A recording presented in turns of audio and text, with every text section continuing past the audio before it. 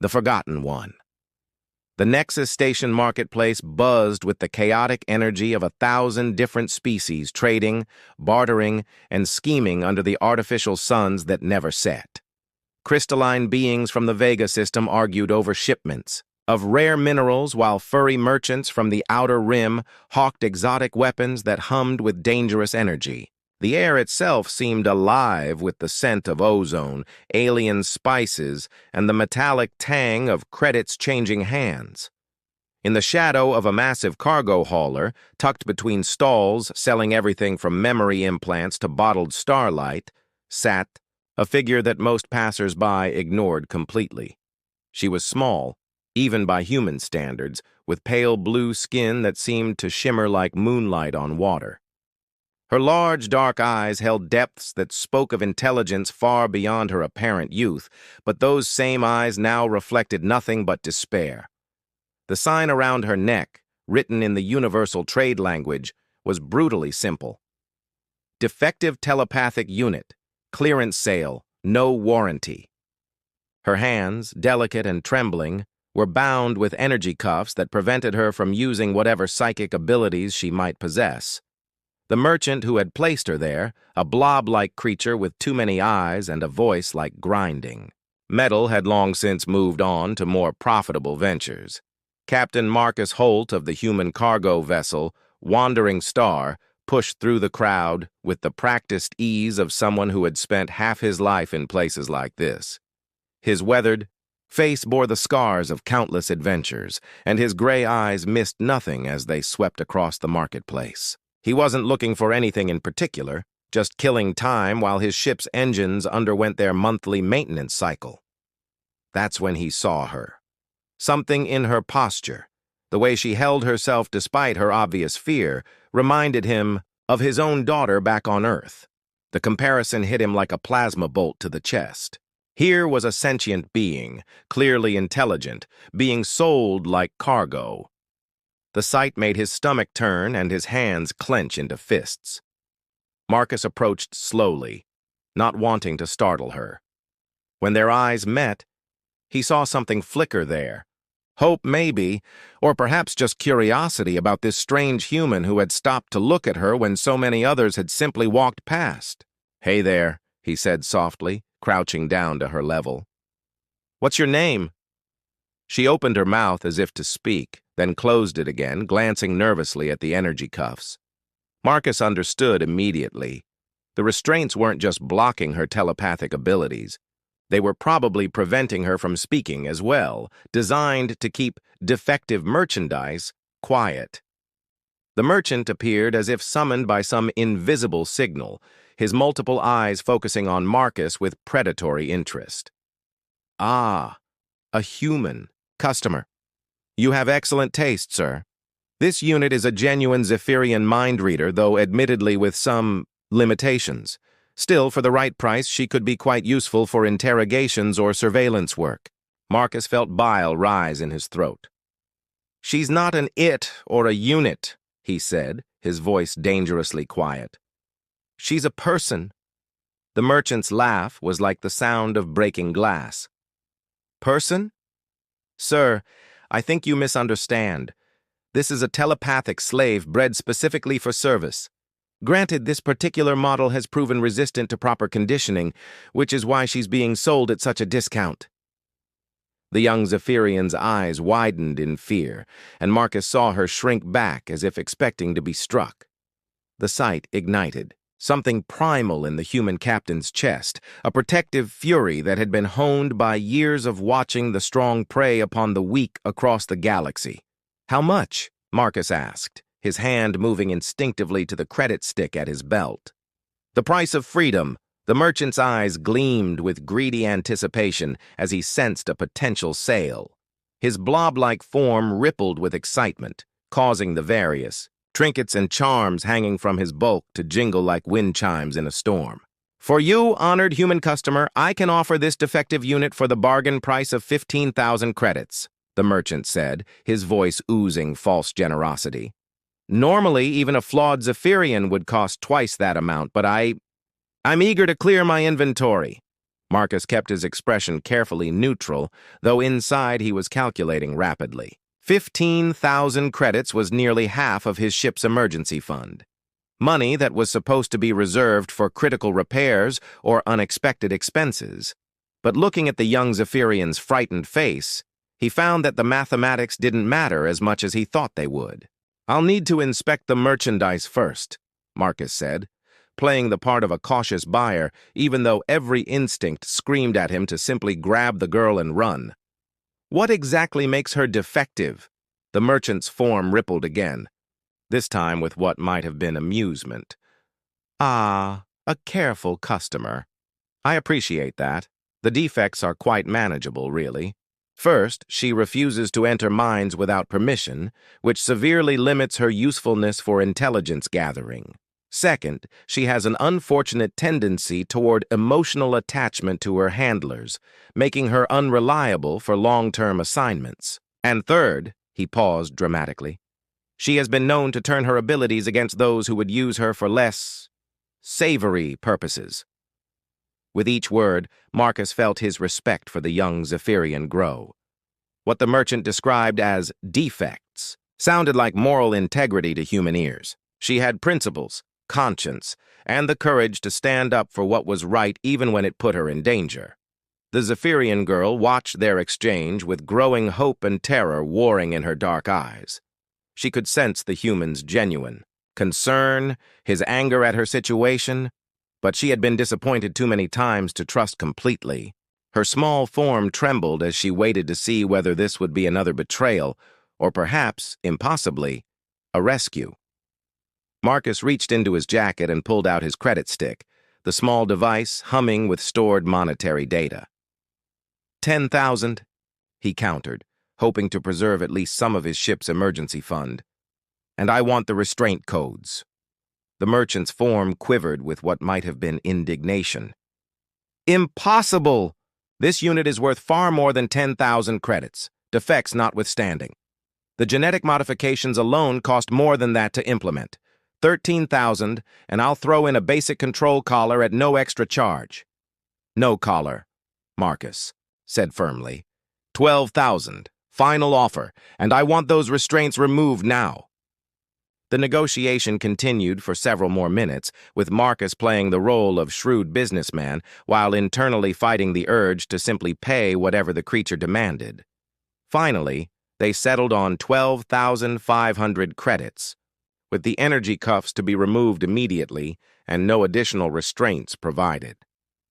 As the merchant processed the payment, Marcus knelt down beside the Zephyrian girl again. "What's your name?" he asked softly. She looked up at him with those large, dark eyes, and when she spoke, her voice was barely above a whisper. "Kira," she said, the word coming out like a prayer. "My name is Kira." The energy cuffs deactivated with a soft chime, falling away from her wrists to clatter on the deck plating. Kira rubbed her freed hands together, wincing at the circulation returning to her fingers. For the first time since Marcus had seen her, she sat up straight, and he realized she was taller than he had initially thought, probably in her late teens. By human standards? "Well, Kira," Marcus said, standing and offering her his hand, "I'm Captain Marcus Holt. How would you like to get out of this place?"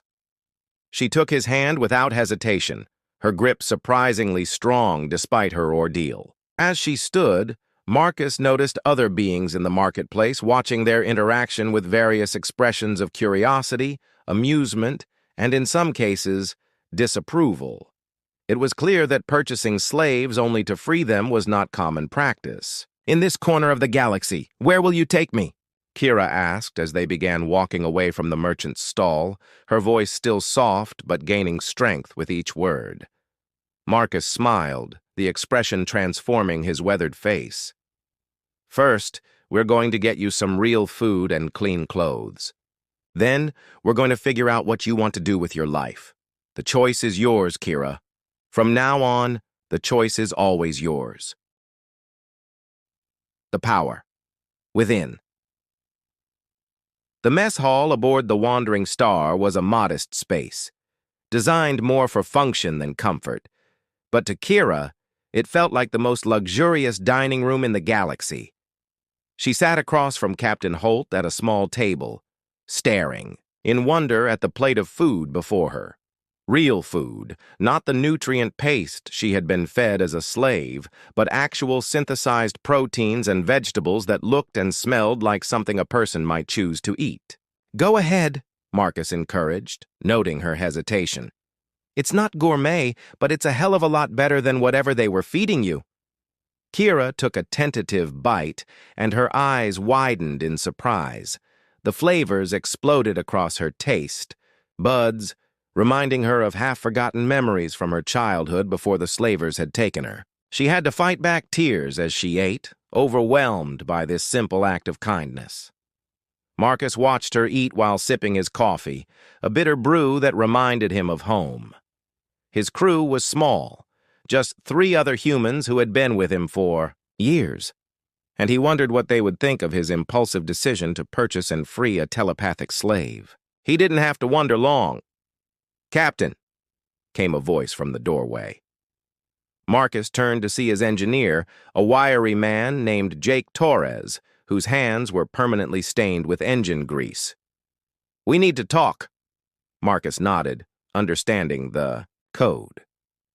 Jake had concerns about their new passenger, which was reasonable given the circumstances. "Kira, I'll be right back. Take your time with the food." She nodded, focusing on her meal while the 2 men stepped into the corridor. Jake's expression was serious, his usual easygoing demeanor replaced by concern. "Marcus, what the hell are you thinking?" Jake asked in a low voice. "She's a telepath. Do you have any idea how dangerous that could be? She could be reading our thoughts right now, learning about our cargo, our destinations, our secrets." Marcus had considered this possibility. Of course, but something about Kira's demeanor convinced him she wasn't a threat. "The merchant said she doesn't read minds without permission," he replied. "Besides, Jake, she's just a kid who's been through hell. Sometimes you have to take a leap of faith." "A leap of faith doesn't usually cost 12,500 credits," Jake pointed out. "That's money we might need for repairs or supplies. What if we run into trouble and can't afford to fix the ship?" Before Marcus could respond, they heard a commotion from the mess hall. Both men rushed back inside to find Kira standing rigid, her eyes wide with terror. The plate of food lay shattered on the floor, and she was pressed against the far wall, as if trying to merge with the metal bulkhead. "Kira, what's wrong?" Marcus asked, moving slowly toward her. "Ships," she whispered, her voice filled with panic. 3 ships coming fast. They're looking for me." Marcus felt a chill run down his spine. "How do you know that?" Kira's hands trembled as she pressed them against her temples. "I can feel their thoughts, even from this distance. The Zephyrian aboard the lead ship. She's my sister. They're using her to track me." Jake and Marcus exchanged grim looks. The situation had just become infinitely more complicated. "How long do we have?" Marcus asked. "Minutes," Kira replied. "Maybe less. Captain, you have to leave me here. If they find me on your ship, they'll kill you and your crew. I won't be responsible for that." Marcus shook his head firmly. "Nobody's leaving anybody behind. Jake, get us ready for emergency departure. Full power to the engines." "Marcus, we can't outrun 3 ships," Jake protested. "And if they're slavers, they'll have military-grade weapons. We're a cargo hauler, not a warship." Kira stepped forward, her fear transforming into something else, something that reminded Marcus of steel wrapped in silk. "There might be another way," she said quietly, "but you'll have to trust me completely." Marcus looked into her dark eyes and saw the same determination that had allowed her to maintain her principles despite years of slavery. "What do you need?" "I need you to drop all your mental barriers," Kira said. "Let me into your mind, and your crew's minds. If I can coordinate your thoughts, link you together, we might be able to outthink them even if we can't outfight them." Jake looked horrified at the suggestion. "Let a telepath into our heads? Are you insane?" but Marcus was already nodding. He had made his choice back in the marketplace when he first saw Kira's situation. "Do it," he said simply. Kira closed her eyes and reached out with her mind, gently touching the edges of Marcus's consciousness. Instead of the invasive violation he had expected, the connection felt warm, natural, like a conversation between old friends. Through the link, he could feel her gratitude, her determination, and underneath it all, a power that had been suppressed for far too long. "Amazing," Kira breathed, her eyes opening wide. "Your mind, it's so different from what I expected. So free, so full of choices. I had forgotten what that felt like." The ship shuddered as the pursuing vessels came within weapons range, and Marcus felt his crew's fear spike through the mental link. But along with the fear came something else: unity, purpose, and the unshakable human conviction that sometimes the impossible was simply another word for inevitable. The human way. The bridge of the wandering star had never been designed for combat. But as warning lights flashed red and proximity alarms screamed their electronic panic, Captain Marcus Holt felt the familiar calm that came with accepting impossible odds. Through the mental link Kira had established, he could feel his crew's thoughts as clearly as his own. Jake's desperate calculations about engine efficiency, Navigator Beth Chen's rapid plotting of escape routes, and Communications Officer Tim Reeves's attempts to identify their pursuers. 3 Dominion enforcement vessels, Tim reported, his voice tight with tension. "Heavy cruiser configuration, weapons locked onto our position. They're demanding we heave to and prepare for boarding." Through the view screen, Marcus could see the approaching ships, sleek predators against the starfield.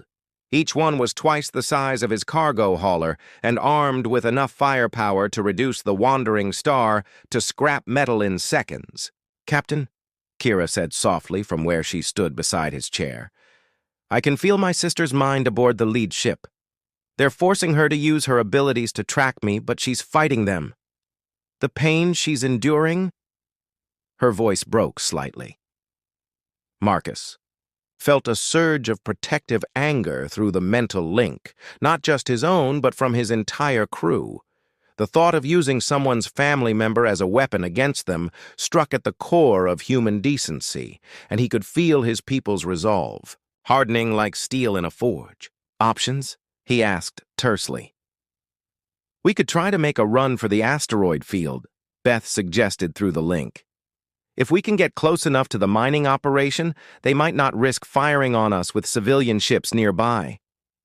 "Negative," Jake's voice crackled over the comm. "Engines are already at maximum burn. Those cruisers will overtake us long before we reach the asteroids." Through the mental connection, Marcus felt Kira's mind working, processing information at an incredible rate. She was somehow monitoring the thoughts of their pursuers while simultaneously coordinating his crew's responses. The sheer mental effort required was staggering, but she pressed forward with grim determination. "There's something else," Kira said suddenly. "The Dominion captain isn't just after me. They're planning to capture your ship as well, claim it as salvage for harboring escaped property. They intend to sell your crew to the Outer Rim markets." The mental link exploded with righteous fury from all 4 humans. Marcus felt his crew's anger merge with his own, creating something greater than the sum of its parts. This wasn't just about one escaped slave anymore. It was about the fundamental human belief that freedom was worth fighting for, even when the odds were hopeless. "New plan," Marcus announced, his voice carrying the weight of absolute certainty. "We're going to give them a fight they'll never forget. Captain, with respect, we're outgunned 50-1, Tim pointed out. Marcus smiled grimly. "Tim, you're thinking like they expect us to think. Jake, can you give me everything we've got in the cargo hold?" Through the link, Marcus felt Jake's confusion, then sudden understanding. "You want to use the industrial mining charges? Marcus, those aren't designed for ship-to-ship combat. The delivery system alone would be improvised." Marcus finished. Kira, can you coordinate our movements precisely enough to make this work? She nodded, sweat beading on her forehead from the mental strain. I can see their tactical patterns, feel their commander's thoughts.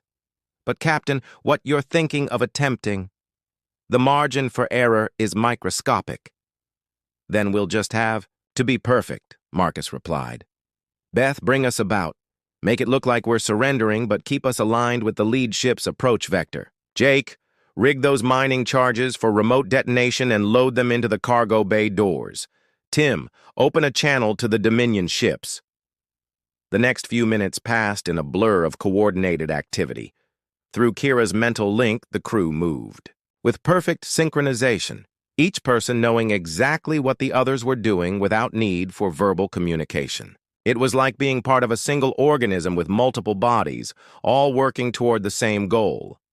Dominion vessels, Marcus spoke into the communication system. We surrender. Preparing to heave to and submit to boarding. The response came, back in a harsh mechanical voice. Cargo vessel, maintain current heading and... Freedom's price. The Wandering Star shuddered under the combined firepower of two Dominion cruisers, her hull plates screaming as energy beams carved glowing furrows across her surface.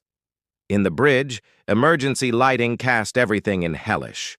Red shadows while damage reports cascaded across the screens faster than anyone could read them. But through the mental link that connected them all, Marcus and his crew moved with supernatural coordination.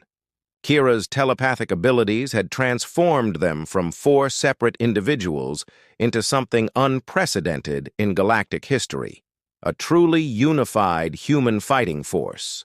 Hull breach in Cargo Section 7, Jake reported, his hands flying over. The damage control console, even as his mind shared technical solutions with the rest of the crew through Kira's connection.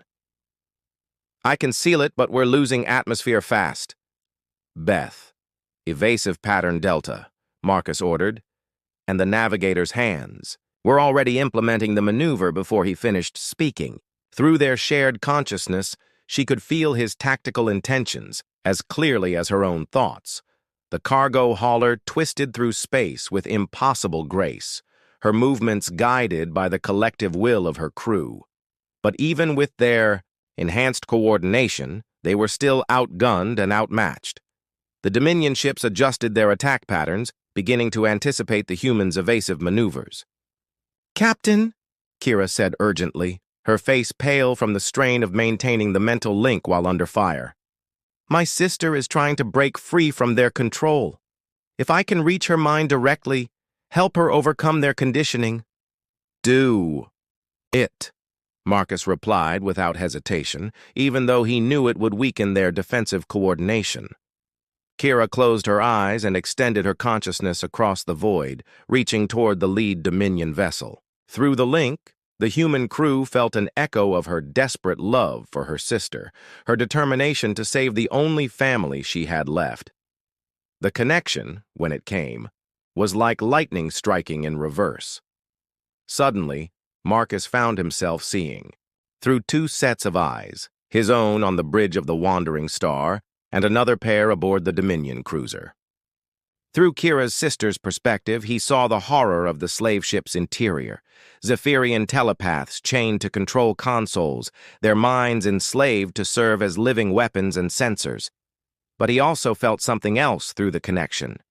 The indomitable will of another Zephyrian who had never truly surrendered, who had been waiting for this moment for years. I am Zara, came a voice through the mental link, speaking directly into the minds of everyone aboard the Wandering Star. Kira's sister. I can disable their targeting systems, but only for a few minutes. You must act quickly. Marcus felt his crew's determination surge through the connection. Jake, everything we have left in the engines. Beth, direct course for the damaged cruiser. Tim, broadcast on all frequencies. I want every ship in the system to hear this. As the Wandering Star accelerated toward certain destruction, Tim's voice rang out across the communication channels. This is Captain Marcus Holt of the human vessel Wandering Star. We are engaging Dominion slavers who have been using telepathic beings as weapons and selling sentient children in the markets. Any vessel that stands for freedom and justice, now is the time to act. The response was immediate and overwhelming. Cargo ships, mining vessels, even a few legitimate military craft began converging on their position. The galaxy's various species might not agree on much, but the idea of enslaving children was universally abhorrent. Through the mental link, Marcus felt Zara's desperate struggle aboard the Dominion ship as she fought to maintain control of the targeting systems. Her pain was enormous, the result of years of conditioning and torture, but her love for her sister gave her strength beyond anything her captors had anticipated. "Now, sister!" Zara's mental voice screamed across the connection. "I cannot hold them much longer." The wandering star, her engines pushed far beyond their design limits, slammed into the side of the damaged Dominion cruiser like a battering ram. The impact sent shockwaves through both vessels, but Marcus and his crew, linked by Kira's telepathic abilities, had braced for the collision with perfect timing. The Dominion ship, already weakened by the mining charges, buckled under the assault. Her hull split open like rotten fruit, venting atmosphere and debris into space. But more importantly, the crash had damaged the slave control systems, allowing the captive telepaths to break free from their mental chains. What followed was not a battle, but a revolution. Freed Zephyrian minds, coordinated by Kira and Zara, working together, reached out to the remaining Dominion vessel and began systematically dismantling its crew's ability to think coherently. It was a weapon the slavers had never anticipated, their former victims united in purpose and guided by human determination. Within minutes, both Dominion ships were adrift, their crews either unconscious or fleeing in escape pods. The backup, fleet of civilian vessels that had responded to Tim's broadcast, moved in to secure the area and rescue the freed slaves. In the damaged bridge of the Wandering Star, Marcus felt the mental link gradually dissolving as Kira's strength finally reached its limits. But before the connection faded completely, he experienced something that would stay with him for the rest of his life. The pure joy of two sisters reunited, their minds touching across the void with love that no amount of slavery could diminish. "Thank you," Kira whispered, tears streaming down her face as she embraced her sister, who had been transported aboard their ship along with the other freed telepaths. "Thank you for showing us that humans truly are different." Marcus looked around, at his crew, battered and exhausted but victorious, then at the dozen Zephyrian telepaths who now stood free in his cargo hold. "Where will you go now?" he asked. Kira and Zara exchanged a look that spoke of shared understanding. "Wherever we choose," Kira replied. "For the first time in our lives, wherever we choose." And in that moment, as damaged ships limped toward the nearest space station and former slaves took their first breaths of true freedom, Marcus understood that this was what it meant to be human. Not the species you were born as, but the choice. To stand up for those who couldn't stand up for themselves, regardless of the cost. The market had tried to price freedom, but humanity had just proven that some things were truly priceless.